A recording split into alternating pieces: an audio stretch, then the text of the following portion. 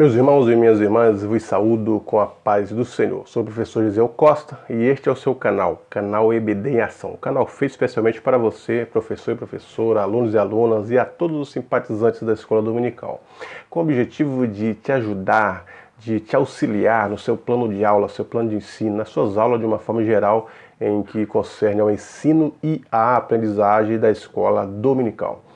Bem-vindo a você que é inscrito no canal. Te agradeço pela sua inscrição, pelos seus comentários, pelos seus likes, pela sua divulgação.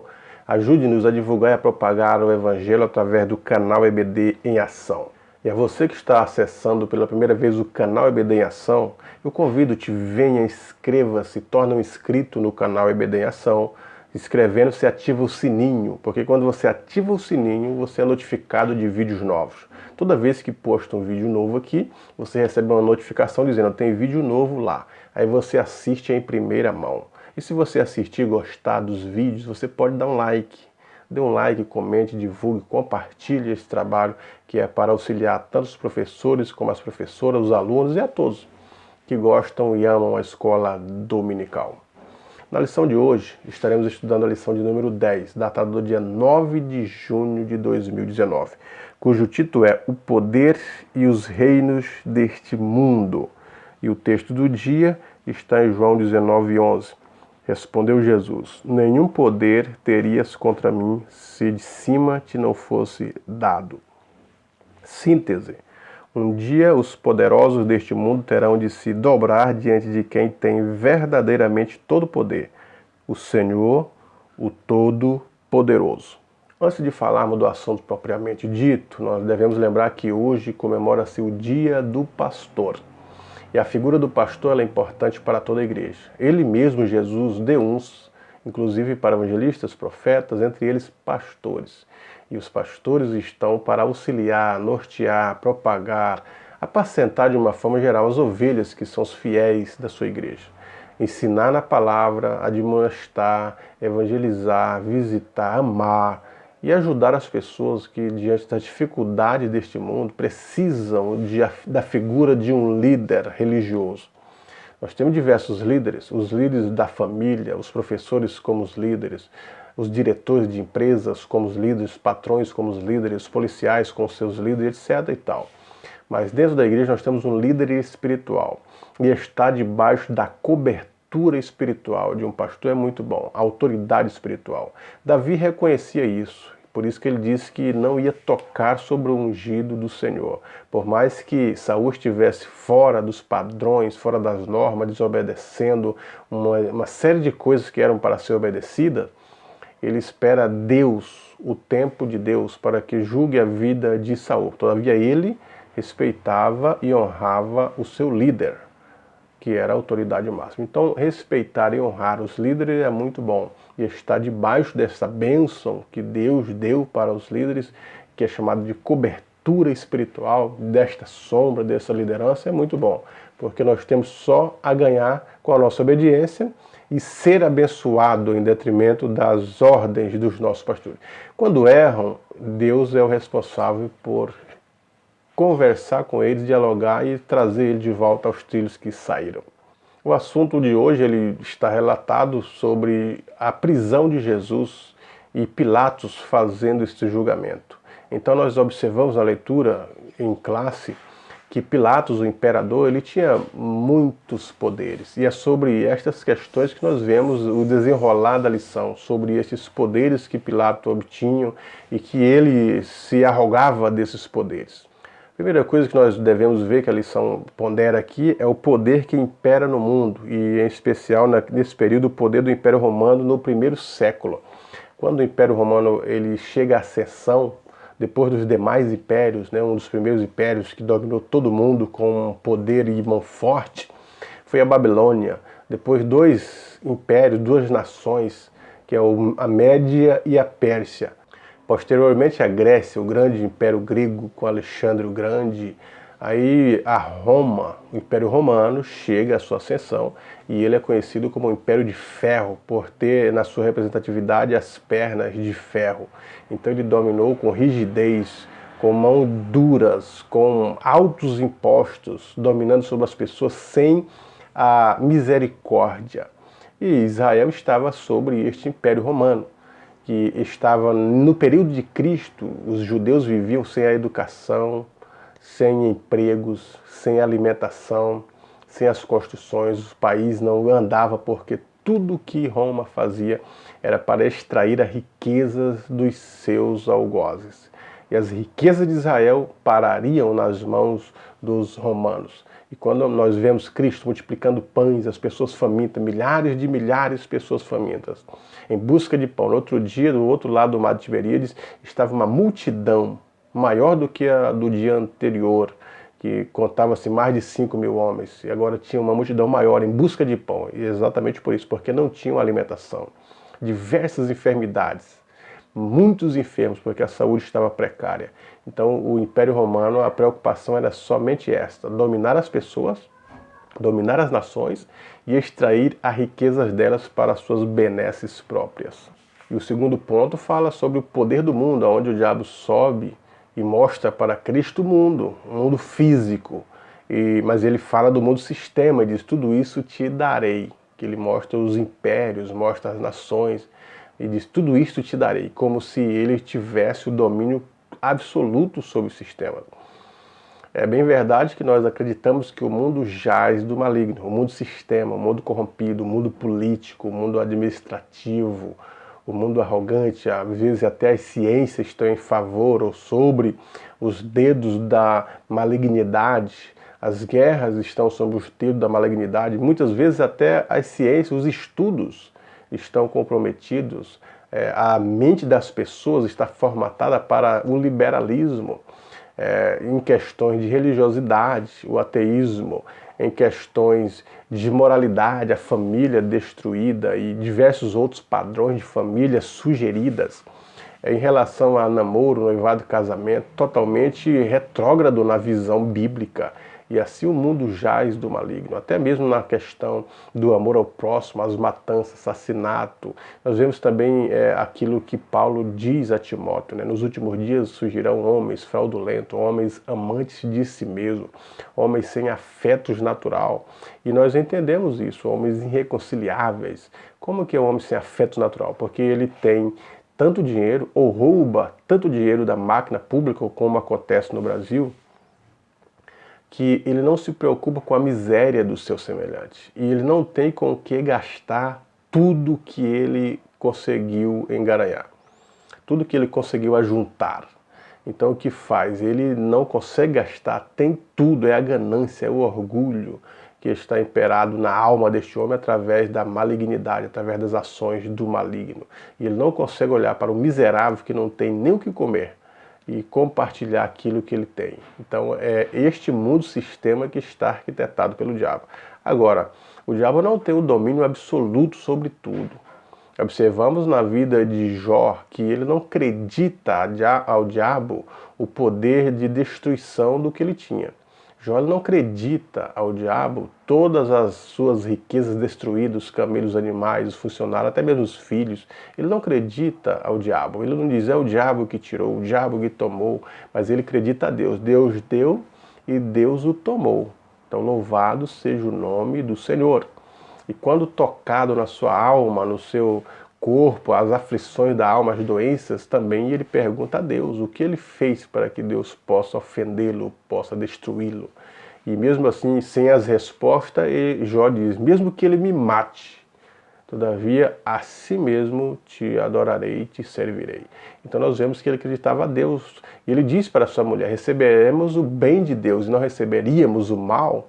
Quer dizer, todas as maldades que ele julgava que era mal, que a mulher dizia que era o mal, ele acreditava a Deus, porque ele sabia que Deus é quem é soberano sobre os céus e sobre a terra. Ele é Senhor absoluto.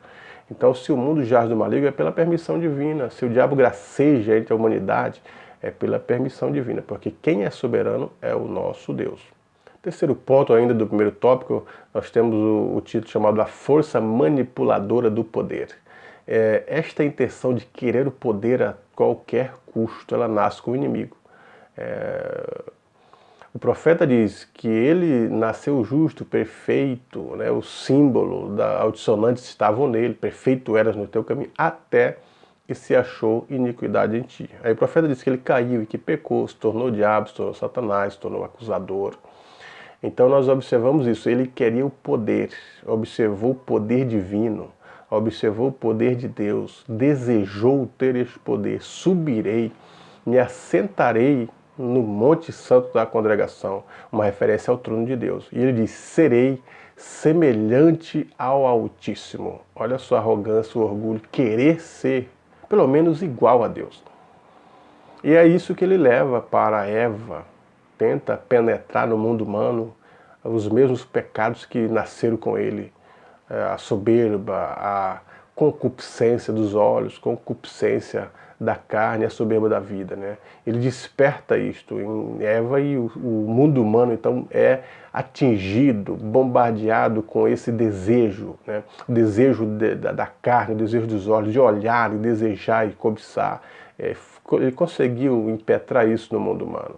E a soberba da vida, as pessoas quererem, desejarem serem maior que outro. Eva desejou ser igual a Deus. E ela ficou imaginando eu comer desse fruto, como é esta ordem maligna, e eu me tornar igual a Deus é muito bom. E comeu, e deu seu marido e ele comeu com ela.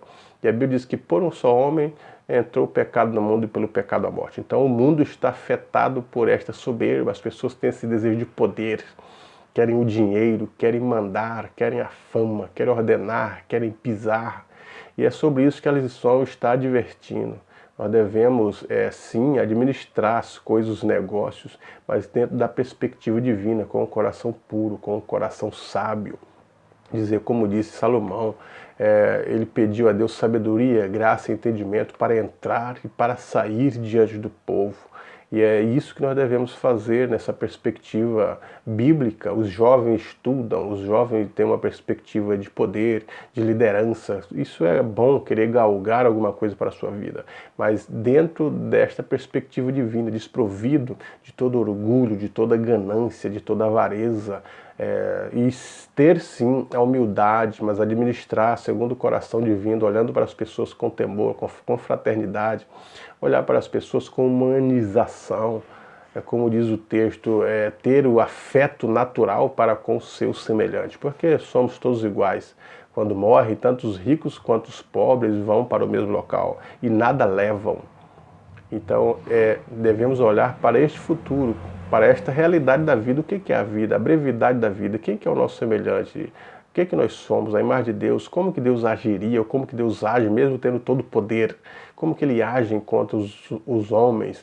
Ele age com amor, querendo salvar, abate o soberbo, porque ele não suporta a soberba. Lembra muito a ação do diabo maligno, o arqui-inimigo de Deus. Então essas prerrogativas, essas lições servem para nós olharmos para nós mesmos e perceber que os filhos de Deus, a imagem e semelhança de Deus, devem ter a mente de Cristo e ter a atitude de Cristo e o coração de Cristo para com o seu semelhante. Cristo é quem atendeu a todos, atendeu as crianças, atendeu os adolescentes, ouviu os jovens, as mulheres, os homens, os velhos, tudo, ele fez de tudo para que o ser humano tivesse um favor, tivesse o seu cuidado, tivesse a sua paz, tivesse a mão dele, o toque dele em algum momento da sua vida. No segundo tópico da lição, nós temos Deus está acima de todo e qualquer poder. E o primeiro ponto é o poder de Pôncio Pilatos, a quem Jesus foi entregue para ser julgado. Pilato diz ele que tinha o poder de dar a vida ou soltar a ele ou deixar preso. E de fato, Pilato tinha esse poder. Roma detinha o poder sobre as demais pessoas. E o poder que Roma detinha poderia prender qualquer um ou soltar qualquer um, dependendo da situação dos indivíduos. E nesse caso, Cristo ele está nessa perspectiva. Pilato está tendo ele como inocente e está tentando dialogar para salvá-lo. Mas os judeus incitam-os e parece que Pilato está mais pendido a soltar. Mas depois nós vemos o próprio Pilato conversando com os judeus e mandando açoitá-lo, como diz a lição aqui. Então parece que uma contradição nas palavras de Pilato. O certo é que o poder de Pilato era grande, o poder dos imperadores era muito grande. Nesse período aqui, os imperadores, as pessoas, deveriam adorar o império. Adorar o imperador era tido como uma divindade. As pessoas, foi nesse período aqui que surgem as estátuas, como os bustos Hoje a gente depara nas cidades bustos de presidentes que foram importantes, tiveram um papel na sociedade, e as pessoas veem nas praças o busto de diversos presidentes ou de qualquer uma outra entidade política famosa. Mas nesse período do Império Romano, esses bustos eram para ser queimados incenso. Se as pessoas iam para o serviço, queimavam incenso à divindade do imperador. Se voltavam do serviço, deveriam também prestar culto ao imperador. E os cristãos não faziam isso, porque tinham em mente que ia adorar somente a Deus. E com isso a perseguição desencadeou em massa sobre os cristãos, sobre os judeus também, que eram monoteístas, adoravam só Jeová. E foram muito perseguidos, morreram. Nós temos a figura das fogueiras, a figura dos leões, dos gladiadores, do Coliseu Romano e muitas outras que nós poderíamos falar aqui que estão na história do cristianismo. Mas nós temos um outro poder político opositor a Jesus Cristo, que é demonstrado aqui no segundo ponto do segundo tópico, é o poder dos judeus, que não aceitavam Jesus, porque Jesus explicava a lei como ela é. E contradizia a hipocrisia dos sacerdotes, dos judeus, dos levitas da época. Eles não entenderam completamente a lei. E Cristo, ele explica a lei, demonstra o amor ao próximo, o amor a Deus. E o fim da lei que é Cristo. E ele se intitula como Messias, de fato era o Messias. Acontece que o povo de Israel esperava o Messias que viesse libertar eles do jugo de Roma. Esperava o Messias que viesse com poder, não o Messias que nascesse numa manjedoura, como diz o profeta menor, pobre. O Salvador virá sobre ti, pobre. E eles não esperavam assim, esperavam um poder político, alguém que tivesse influência de fato no poder militar e livrasse eles. Então se opuseram a Cristo, era uma oposição os judeus. E tentaram diversas formas a encontrar provas contra Cristo na própria lei dos judeus. E como não achavam, então criaram as provas, inventaram as provas e Cristo então agora está em julgamento diante de Pilatos e eles estão com testemunhas falsas e acusando Cristo e pressionando Pilatos para que não solte Cristo, mas para que Cristo seja crucificado. E então o grito da multidão é crucifica-o, crucifica-o. Terceiro ponto é o contraste entre a realeza de Jesus e o poder imperial. Então Cristo, de fato, ele é rei, e já era rei na época. Só que ele se cala diante de Pilatos para não dar motivo de Pilatos querer beneficiá-lo, porque a missão de Cristo era morrer mesmo. Ele se entregou a si mesmo, ele estava disposto a essas questões. E Cristo, de fato, ele é rei, mas ele não quer mostrar sua atitude divina. Ele veio reinar no âmbito espiritual, nesse período aqui, em libertar as pessoas. Porque o reino de Deus começa no coração, libertando as pessoas, dando paz, dando saúde, tirando elas do mundo de amargura. E, posteriormente, o reino totalmente político e literal de Cristo, como acreditamos os pré-tribulacionistas. Que ele vai implantar o seu reino durante os 1000 anos, vai reinar, etc. e tal. Mas ele não quer contrastar com Pilatos, não quer mostrar força de poder, mostrar força de política em nenhum momento. Ele está quieto e com o objetivo de salvar a humanidade e com a proposta, sim, a finalidade de morrer e ressuscitar. Pilatos fica inseguro diante da afirmação da divindade de Jesus no quarto ponto do segundo tópico. Então ele fica quando Cristo diz, meu reino não é deste mundo, e ele quer saber os pormenores. Agora, Pilatos teve a oportunidade de saber os pormenores. Ele ouviu de Cristo, ouviu das transformações na vida das pessoas. E por que agora ele quer prova? Cristo não veio para provar nada. Uma das atitudes de Deus é essa. Ele não tem que provar nada que ele é Deus. Ele não tem que provar a sua existência. Ele é. Ele é Deus. Ele existe e não tem que provar nada. E as pessoas é que devem buscar entender, compreender, porque ele se revela, está revelado na natureza, na palavra. As pessoas muitas vezes é que não querem esta revelação. Portanto, ele não tinha que provar nada para Pilatos, ele não era obrigado a provar nada para Pilatos. Então Pilatos ele fica confuso nessa divindade, como, de que forma que era a divindade, mas é uma questão contemporânea, ele não estava com o coração aberto para, com a sua espontaneidade, entender, buscar a Cristo de fato e reconhecer o poderio de Cristo. Mas Cristo diz, meu reino não é deste mundo. Ele não estava entendendo, Pilatos não estava entendendo que o reino de Deus não é deste mundo, é um reino espiritual. É um reino teocrático que domina a partir do coração das pessoas quando elas dão lugar para ouvir a palavra de Deus, serem transformadas e aceitar o poder de Cristo. E quando isso acontece, é espontâneo. Nós desprezamos as coisas mundanas em detrimento do amor a Cristo. Desprezamos tudo que são contrárias à palavra de Deus para viver o amor da palavra de Cristo, para viver em função de Cristo. Por isso que as pessoas às vezes não entendem por que é que os cristãos rejeitam tudo. Às vezes até morrem martirizados. Por que morreu? Que fé que é essa? E alguns dizem, é uma fé cega, a religião é cega. Não, senhores. É a absoluta certeza naquilo que temos, na esperança que temos, que é uma vida melhor, uma vida por vir. Portanto, professor e professora, que você possa ter um dia abençoado e possa ensinar os seus alunos cada dia mais nesse amor de Cristo, no poder de Cristo, a viver em função da palavra, do amor e do reino de Deus. Deus em Cristo te abençoe.